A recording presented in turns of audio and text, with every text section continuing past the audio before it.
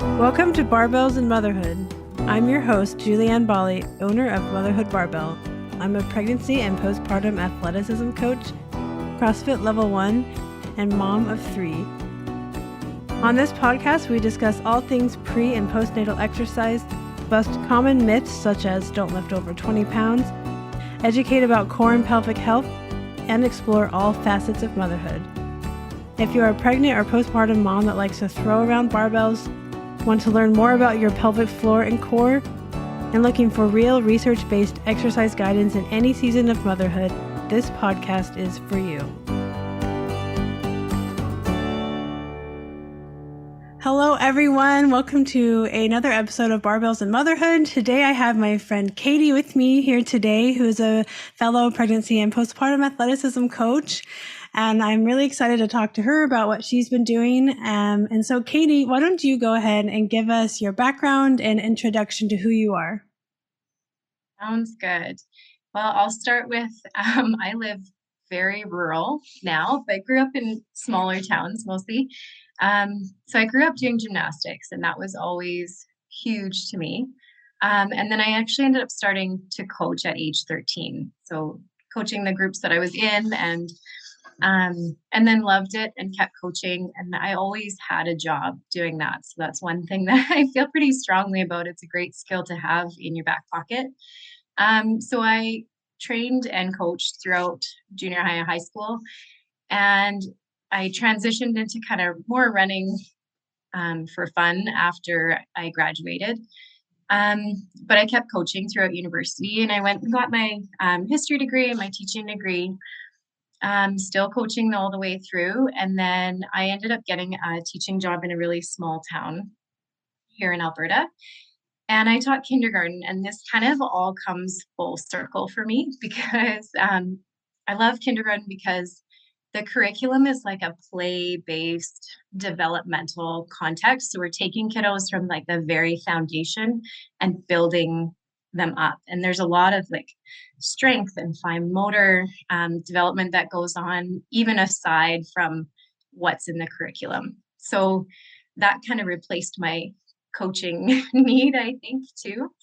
And then a few years after I moved out here, I met my now husband. And about a year after we got married, we had our first daughter, Lucy, who's now 7.5. And then 2 years after that, almost to the day, we had Josie, who's now 5.5. And then just less than 2 years after that, we had Nora, who's now going to be 4 in April. Aside from having babies, I always wanted and felt like I identified myself a little bit with having exercise as a major part of my physical and mental health. Whether that was strength training or running, or just having something in my back pocket to be able to get some of that energy out and feel like myself. However, pregnancy was like a whole nother story because you're told to listen to your body, but you don't recognize your body. And for somebody that has always had control over what you can do and how to do it, that came as like a really big surprise, and there weren't very consistent answers anywhere. So I would ask my doctors, and sometimes would get answers like, well, don't lift anything over 25 pounds. Don't let your heart rate get above 140 beats per minute. Right. And then sometimes within the same pregnancy would be like, well, you're fit and healthy. Just do whatever you always have done. And then postpartum was nothing. Mm-hmm. No answers at all. Mm-hmm. It was, okay, let's prod your tummy a little bit and ask, are you bleeding? Are you on birth control? And you're good to go. So the answers weren't there, and that really bothered me. And I never found answers until after I had my last baby. And then it just still wasn't sitting right because at the same time I was having conversations with women, the next generation older than I, who would kind of slide into some conversations like, well, sometimes I leak and, but that's just what happens when you have kids, or Right. there's just all of a sudden this heaviness down below, and, but, it's just aging. And that didn't make sense to me. Yeah. There's a huge gap there. And so I searched and finally came across Brianna Battle's pregnancy and postpartum athleticism course. And I took it with the intention of just kind of using that information for myself. And then maybe when the kids are all in school full time, I'd do something with it in the community. But after I took that course, I couldn't just sit on that information for another few years. So here we are. I started up a little business called Long Game Fitness, and with the intention of helping women know more about their bodies at every stage, and with the intention that they get to continue that movement for a lifetime. I absolutely love that. Your story is so common. That is a lot of us that have found ourselves into the pre-postnatal world, as we had the exact same experience as you did of, I didn't have any answers. I could not find any information. Excuse me, I was just told, well, just do what you are already doing, listen to your body. We all, I mean, maybe not all, but a lot of us went through that exact same scenario. And then it was finally at some point that we were like, oh, this is all the things I've been looking for, and found the same course a lot of the time. And then I loved what you said, where you're like, I can't just sit on this information. I have to do something with it.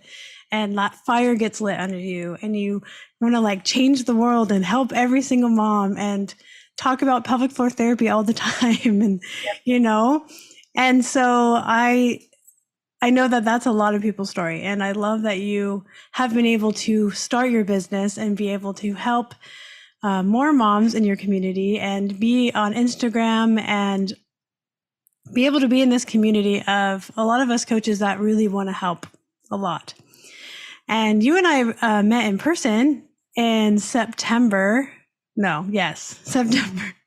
September of 2022. We both attended the Boise Pregnancy and Postpartum Athleticism Coaches Seminar. And what was some of the takeaways that you had from that experience that has helped you propel forward in your business and in your own personal development? That's a great question. And that was so, so much fun to be somewhere. And I remember telling my husband later, like, I've never sat in a room with women with the same drive and motivation to help in their community, fellow women, and for everyone to have that same interest and push going forward. It was so good to get that hands-on experience, because that's where I feel quite new and quite motivated, I guess, to kind of push those in-person hands-on things within my community. It's just as much to get that hands-on experience for myself as well, so I can help people further on in the future. But it was good to be there in person. It was good to talk through all the challenges. And what I really loved about that was that there was a whole day that was centered around, well, how do you put these things out to your community? And how do you actually take those great ideas you have and make them a reality so you can actually be helping more people? And between that and then just the hugest thing is just to have that network, that ongoing network of people across the states. We've got friends in Bermuda and all over the place now, which is so, so cool. And the biggest thing is that team culture is such a supportive one between people as well. Yeah. I agree. Everybody in that room was completely supportive of one another. We were all rooting for each other. It was no competition. It was no like, oh, you're going to take my clients. It was nothing like that. It was just such a cool, collaborative experience. And now we do have all these friends all over the world. And do you feel more confident in getting in your community and really digging into the in-person things now? Absolutely. And you see how much it's needed when you sit down and talk with women that are going through those challenges. And even if they don't identify themselves as an athlete per se or being fit, I think most people see the benefits of trying to do some physical activity that's intentional. And that's where my passion really is, I think, is in working with women that are just, they want to feel better in their day-to-day life Yeah. and get stronger as a whole. And yeah, it gave us the tools to maybe have those conversations in Mhm. taking to any level of conversation. Absolutely. And so, before we get into what you're doing in your community now, I just wanted to touch on the name of your business. I've always loved it, Long Game Fitness. And what was the driving factor to you choosing that name specifically? Um, I I loved it because it signifies that I want to be an athlete for a lifetime. I want to feel like I can be capable at any age or stage or level of fitness, really. And I want that for everyone else too. Um, my logo is actually kind of the outline of a mountain from back home in BC. And it just had such a nice outline to it because it kind of comes up and then drops down and then goes up just a little higher and then drops down again and then kind of is on the up and up on the way down out. So that to me is fitness is never linear, straight up. It's never straight down, just like with everything else in our life. But yeah, that's kind of it. We just build our potential slowly over time and be adaptable to those dips down. Absolutely. And that lifetime of athleticism, like you said, and we talk about this all the time with postpartum of play the long game, play the slow game. Slow is fast, and kind of like buckle in for the ride that is going to be a long ride, not a quick thing, not just all things are good going uphill or going downhill thing. It's very varied. I love that so much. So let's get into what you are doing right now in your community. I know you have a couple classes going on and a new one coming up. So tell me about some of the classes that you're offering right now. I know one of them is called Moving Through Motherhood. Mhm. Yeah, we'll start with that one. So that one I go to kind of the next town over because they've got a big gym set up and we can really let the kiddos run. And then since we're so rural, then I get a few more ladies from outside communities coming in too. So moving through motherhood is pregnancy and postpartum focused. So some ladies are currently pregnant, some are postpartum up to a year, though I would never turn someone away.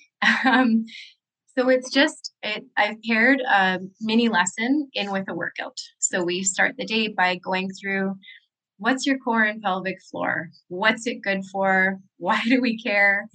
Um, how do we safely exercise throughout pregnancy for your own body? And it really just allows us to kind of dig into each individual in front of us. And then we do a workout together and we can vary it depending on who's in front of us and give them the tools to go forward. And I think that's one of the really cool things about pregnancy and postpartum work is that we don't want to hold on to our clients for life. Like we want them to fly free. We want to give them the tools and then say, you know what, you're good. Go back to those classes that you loved and those coaches that you've built good rapport with before. But let's get you there in a way that you can sustainably do that, and now have the tools to manage any symptoms that might pop up. Yes. So, and the other classes that I'm teaching currently, we actually started today, another 6-week round out here in Little Gem. And so there's a community hall here that we work out of. And the first one is a ladies' strength one. So I've had ladies anywhere from in their 20s to in their 70s come. And these are basic resistance training. So we have dumbbells and bands set up, and we do basic movement patterns and kind of build them up, as well as some breathing and a little bit of pelvic floor and core work snuck in there to just kind of get the ideas going in people's heads. And that one is really cool because we live so rural that in the summertime, it's often the ladies that are taking care of their yards. Mm. It's a farming community. Most of us have quite large areas to take care of. And and the guys aren't always the ones doing it. It's the ladies, and we like it that way, Yeah, right? yeah. You guys work um, hard.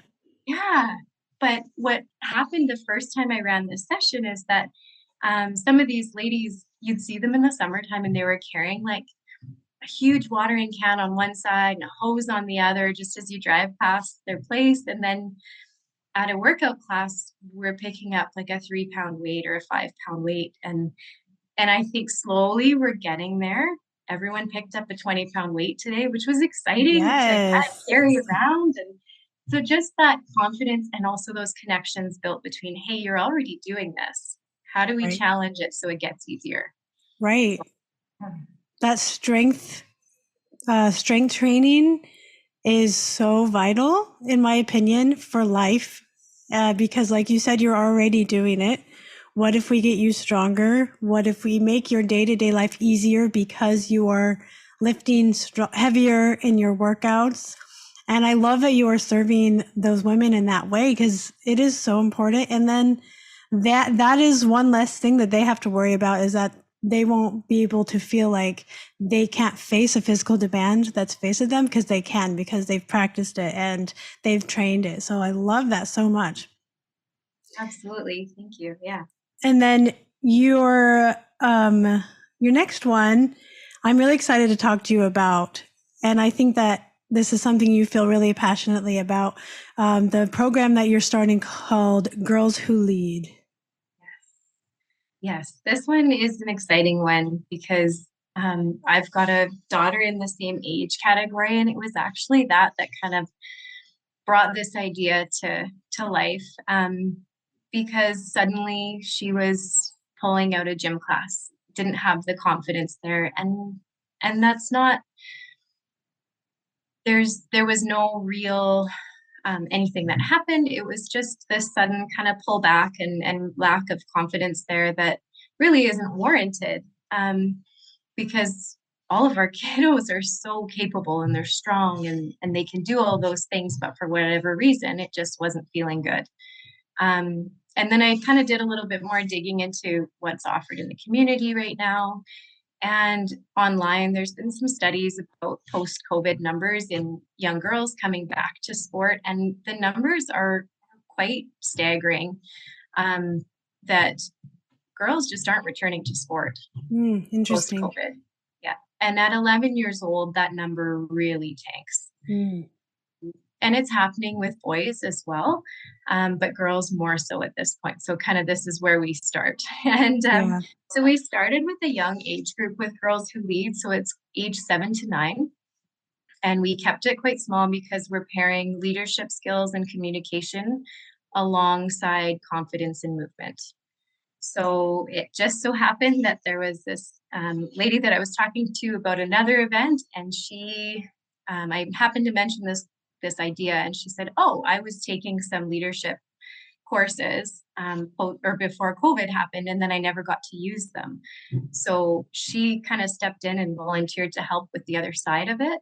So what we're going to be doing is splitting a class of girls, doing leadership skills. So focusing on one idea like gratitude or body image at appropriate levels for the ages in front of us and the kids who are in front of us. And then we try out a different sport or activity that day that is also fundamental movement patterns, but fun for their age. So maybe we do volleyball with some balloons. Maybe we maybe we're doing strength training, but it looks like pushing a mat across the floor with our buddy on it. Like the idea is fun and build those confidence pieces so that they feel capable of jumping into any situation and just trying, because that's what we want. Because the other big thing is that if girls pull out a sport and activity early, they don't return to it later as adults. And I think that's, if we're looking to support women for a lifetime, we start young and help.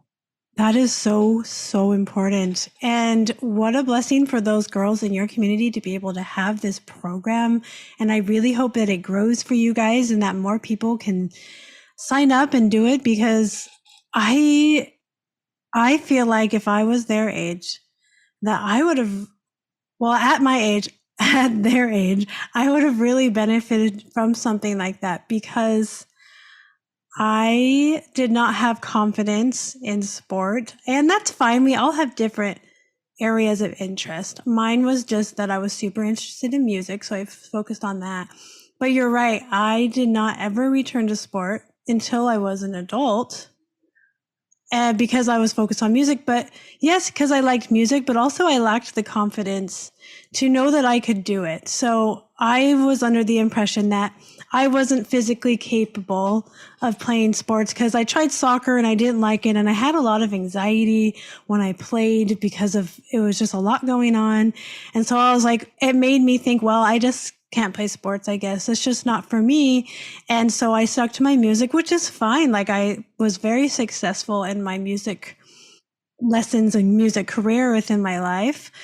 But then I had this idea that, and this story that I told myself for years that, well, I'm not capable of doing anything sports wise because that's just not my thing. I can't do it. And I didn't have the confidence. And then it wasn't until I was in my late 20s that I found weightlifting and CrossFit to then be like, I can do sport. I am an athlete. I am able to do these things.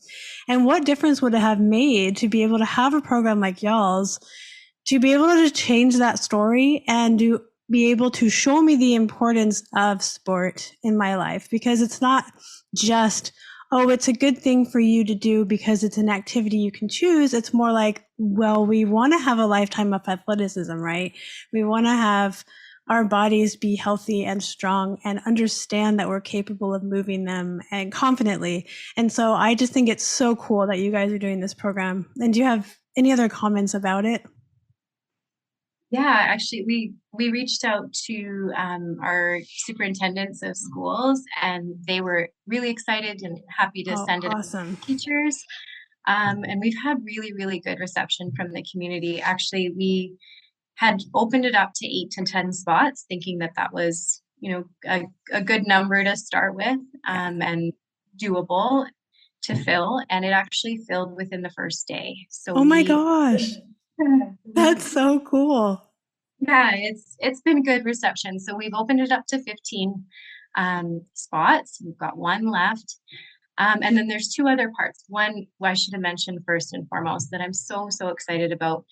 We're actually introducing junior coaches into it as well. So Oh, we cool. have, yeah, so we've got girls that are just a few years older, early teens, and they are going to be there at every class to encourage and support. And some of them are really good at hockey, others love racket sports or volleyball. So we're going to kind of hand over the reins if they're comfortable and let them kind of teach and work through things with the kids as well. But as a kid at that age, to have somebody take an interest in you that's a peer, we learn better from our peers. Kids do, 100%. yep. And so to have those girls there will be a huge asset, I think, to the younger girls, and we want to know them inside and out, those kiddos. So that, and then there's one other piece is that Stingray Radio or Media also has like an advertising campaign called We Love Local. So we found that grant and we reached out to them and they gave us some free advertising for it on the Awesome. radio, which was really, really cool. So that I think was a huge part in filling that class so quickly. So that was really, really neat. Now we just do the work and hope it grows. Oh my gosh, I'm floored. That is incredible. I'm just so excited for you guys. What a wonderful thing for your community.